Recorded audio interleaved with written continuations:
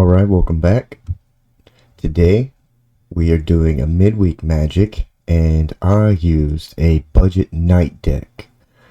No rares, no mythics, so this might help some of you guys complete this without having to use any of your wild cards or just, rare spam out a bunch of stuff to get a victory in case you want something with a little bit of synergy. But what we're going to be running are 2 Tarkin Dune Shapers. You can pay 4 colorless, and with this deck you'd have to pay the 2 life, and you can transform him into the Burnished Dune Stomper, a 4/3 trample. Really, I just have him in here as a 1-drop. I didn't really see the need to make the Dune Stomper, but you never know. It's good just to have, just in case. And then we're going to run 4 Norn's Inquisitors, 1/1 Phyrexian Knight. When he enters the battlefield, you can incubate 2. But whenever a permanent you control transforms into a Phyrexian, put a 1/1 counter on it. So you can make your little incubator token strong, especially if you can get multiple of them out. But mainly he's here to be a knight.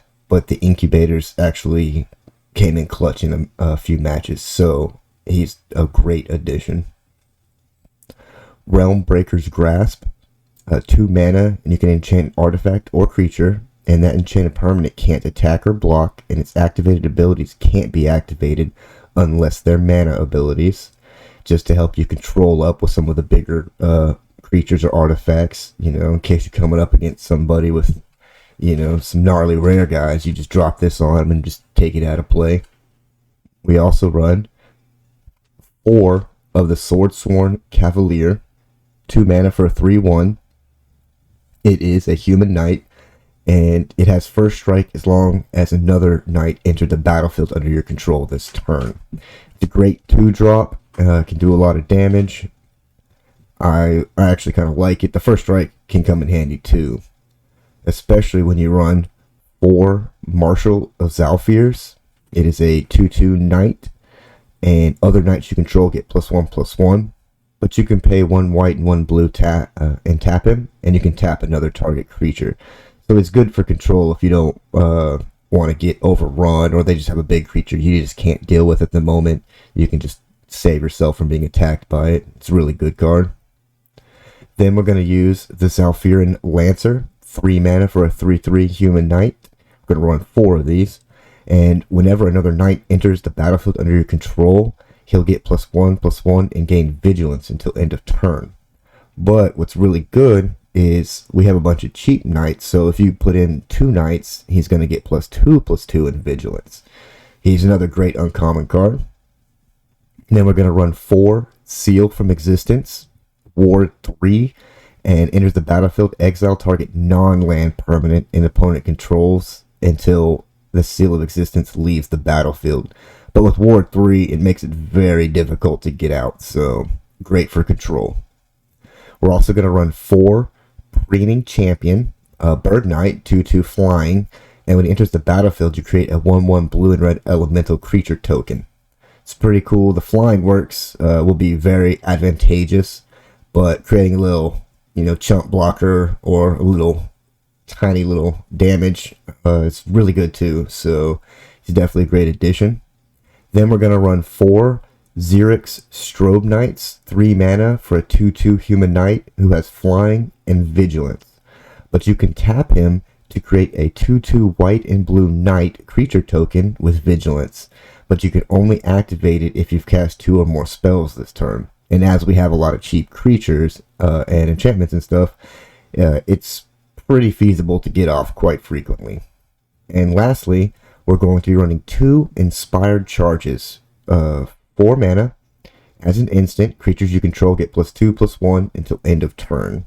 It's basically for your big charge or your big hurrah to end the game, or to save your creatures, or whatever you really need it for. But it's a cool card, really like it, fits in perfect here.